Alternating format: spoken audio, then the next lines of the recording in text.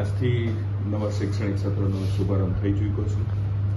રાજ્યની 16,000થી વધારે self finance સ્કૂલો અને સરકારી અને ગ્રાન્ટેડ સ્કૂલો શરૂ થઈ ગઈ છે.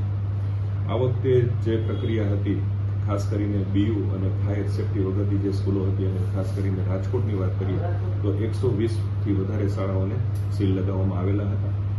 કાલે જ એવો પરિપત્ર કરવામાં આવ્યો છે કે જેને બીયુપી નથી પણ ફાયર એનઓસી છે એવી શાળાઓ શરૂ કરી દેવામાં આવે. તો આજથી લગભગ 90થી વધારે સેલ્ફ ફાઇનાન્સ સ્કૂલો શરૂ થઈ ચૂકી છે. હજી 30 સેલ્ફ ફાઇનાન્સ સ્કૂલો અને 18થી 20 ગ્રાન્ટેડ શાળાઓ શરૂ થવામાં પ્રશ્નાર્થ છે. કારણ કે ત્યાં એવી વિસંગતતાઓ ઊભી થઈ છે કે જૂની ઘણી શાળાઓ છે, 50 વર્ષ 60 વર્ષ પહેલાની શાળાઓ છે, એ તે વખતે એ લોકોએ એ વખતના નિયમો અમલમાં લઈ અને બીયુ અથવા તો પ્લાન પાસ કરાવ્યો હોય. અત્યારે ફરીથી એમને 9 મીટરની હાઇટ વાળો જે પ્રશ્ન છે એ પણ ક્યાંક ને ક્યાંક મુશ્કેલરૂપ થઈ ગયો છે. કારણ કે 2021ના પરિપત્ર પ્રમાણે ફાયરના જે જાહેરનામું હતું એના પ્રમાણે એ લોકોએ જે વ્યવસ્થા ઊભી કરી હતી કે 9 મીટરથી ઓછા હોય ત્યાં ફાયર એનઓસીની જરૂરિયાત નથી. 2023 ડિસેમ્બરમાં જે પરિપત્ર આવ્યો કે 9 મીટર અથવા તો 500 મીટર કરતાં વધારે બાંધકામ હોય ત્યારે ફાયર એનઓસી જોઈએ.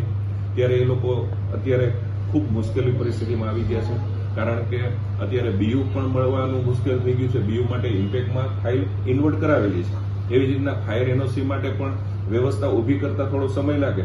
પણ અત્યારે જે નિયમ એવો કમિશનર સાહેબે બનાવ્યો છે કે જેની પાસે ફાયર એનઓસી હશે એ જ શાળાઓ ચાલુ થઈ શકશે. એટલે ફાયર એનઓસી મેળવવા માટેના પ્રયત્નો થઈ રહ્યા છે.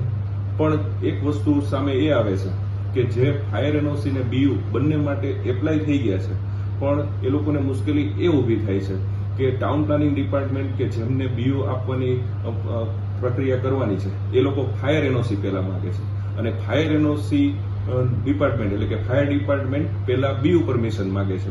એટલે બંને એક સાથે થઈ ગયું છે. ક્યાંક ને ક્યાંક મોટું કન્ફ્યુઝન છે. જો આ મુશ્કેલી દૂર કરવામાં નહીં આવે તો આ બધી શાળાઓને ખોલવા માટેનો પ્રશ્ન ઉભો થશે.